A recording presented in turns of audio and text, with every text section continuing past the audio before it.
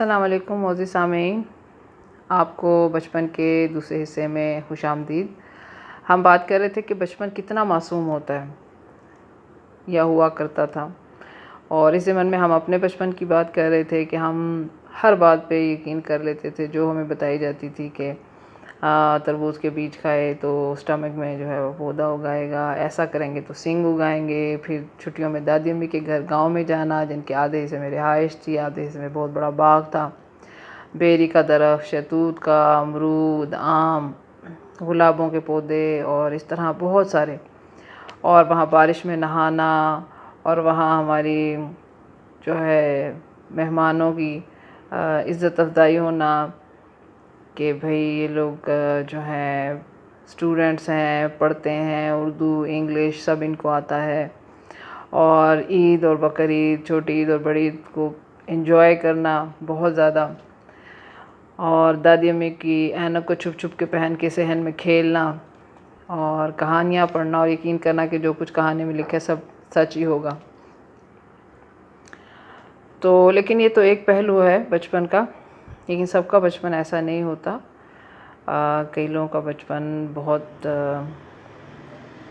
मुश्किल होता है, उनकी यादें जो हैं वो काफ़ी तकलीफ़देह भी होती हैं। ज़्यादातर ये उस केस में होता है जब या तो वालिद फ़ौत हो जाएं या वालिदा फ़ौत हो जाएं और उसके साथ माशी मसाइल भी हों, तो उन बच्चों के साथ ये होता है।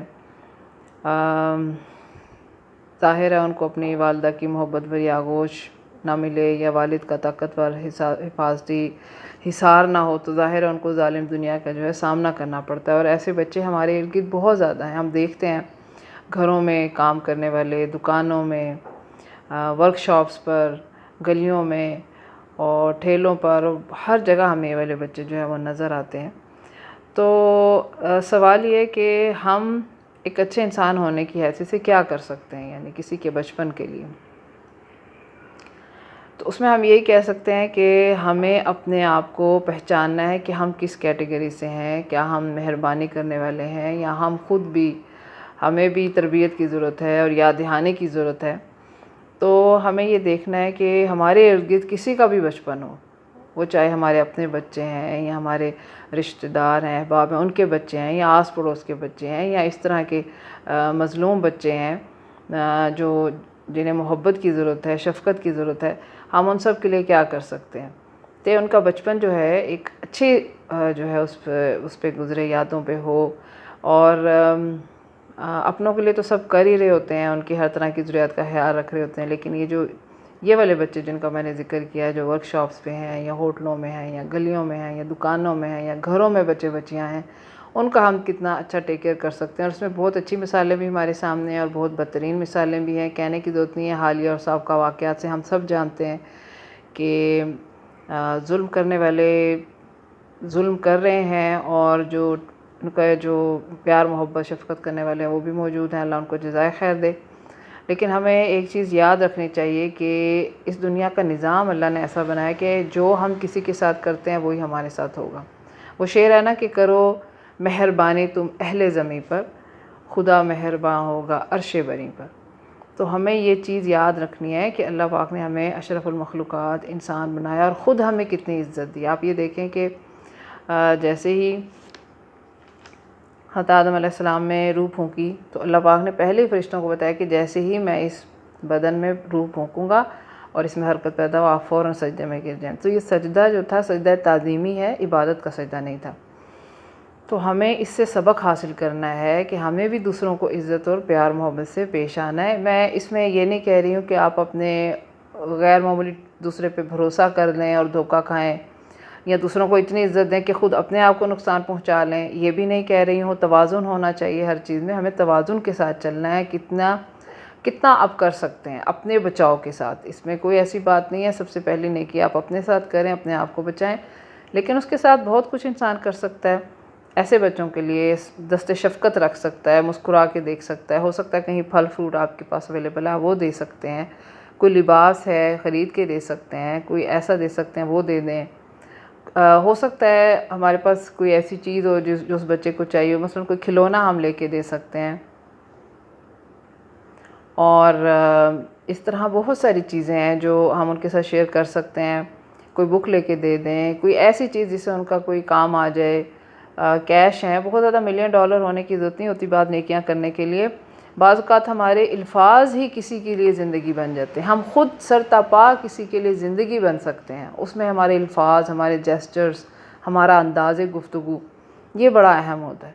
तो ये करने से हम माशरे में एक जो है अच्छी तब्दीली ला सकते हैं। ये हम ना भूलें कि अगर आज हमें किसी पे अल्लाह ने ताकत दी है, ठीक है, किसी को कोई हमारा मुलाजिम है, बच्चा बच्ची या कोई, आज हम उसके ऊपर जो है हम ताकत बन के बैठे हैं, तो हम ये ना भूलें कि हमारे ऊपर भी एक बहुत बड़ी ताकत है। वो जो हमारा खालिक मालिक है वो तो हमें देख रहा है, वो तो हमें चेक कर रहा है, आज़मा रहा है।